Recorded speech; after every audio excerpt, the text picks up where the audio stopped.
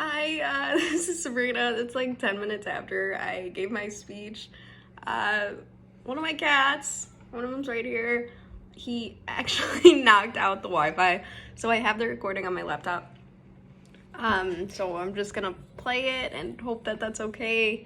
I'll go ahead and flip it around. The whole length of the video is 4 minutes and 21 seconds in case you can't see it. So can just go ahead and play it. Okay, hi, this is Sabrina. This is my personal experience speech for Communications 101. So I'll just go ahead and show the audience. I have my sister and my brother, and then they have 8 people at Domino's. So we'll just go ahead and get started. So everyone gets nervous before an interview, right? From shaking and sweaty hands to bright red faces and nervous stuttering, all while you're trying to convince a complete stranger that you should be hired over a line of other people. For my entire life up until last year, I thought that the only one who was responsible for having a great interview was the person being interviewed. I have since learned how absolutely wrong I was. During this semester, I've been learning and experiencing all of the different factors that go into public speaking and just how much nonverbal communication can affect how we communicate with each other.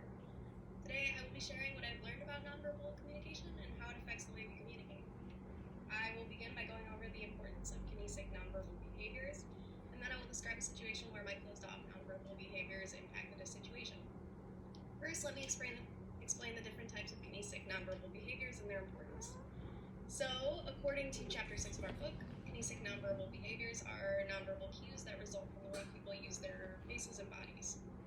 So there are 7 types of nonverbal behaviors, which include posture, fidgeting, smiling, eye contact, expressions of emotion, touch, and voice. These are important in the process of communication because things like paralanguage, which are nonverbal cues, vocal nonverbal cues such as pitch, speed, tone, volume, pauses, and disfluencies are often used more by the other person to judge emotions more than the actual words that are being spoken. After a little bit of learning about the importance of kinesic nonverbal behaviors, let's talk about an experience where I gave terrible interviews and eventually learned the importance of nonverbal behavior. So my long track record of questionable interviews starts when I was 18 and I was given a management position at my place of work. Unfortunately for me, one of the many things I would have to learn how to do was give interviews. I fought and weaseled my way out of doing them for as long as I could manage, as I barely gotten through my own interview. So how was I supposed to give another person one? Much less in front of my GM and my supervisor. So upon my first, second, third, fourth, fifth, and sixth interview, my posture was so rigid, my eye contact was so aggressive for no reason, my voice was so ridiculously monotone, that my manager finally gave me a pat on the back and said that maybe we would come back to the interviews after I looked more comfortable and less like I wanted to kill myself. So after that, and only recently after watching myself back while practicing our persuasive speeches, I realized that my nonverbal behavior was my biggest issue in both situations. So now that you've heard about my weird and embarrassing interviews, all of which needed to be interviewed over again before even being hired, let's go into detail about how nonverbal behaviors can impact how what we say is interpreted. So the impact of nonverbal cues on communication.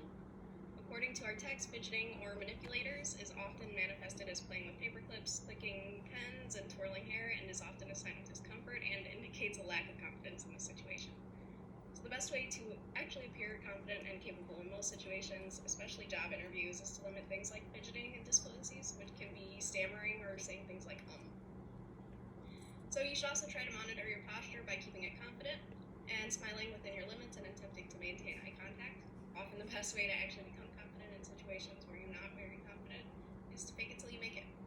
So in conclusion, nonverbal communication is impossible to avoid, and while you might not put a lot of thought into how much it affects how you are perceived, it can actually have a major impact on how others interpret the conversation. For example, like how my interviews were so wildly bad, not because of what I was saying, but simply because of my nonverbal cues. While sometimes you might have to do 20 interviews and take a semester-long class to improve slightly with nonverbal communication, you can always just make yourself aware of it rather now than that much later.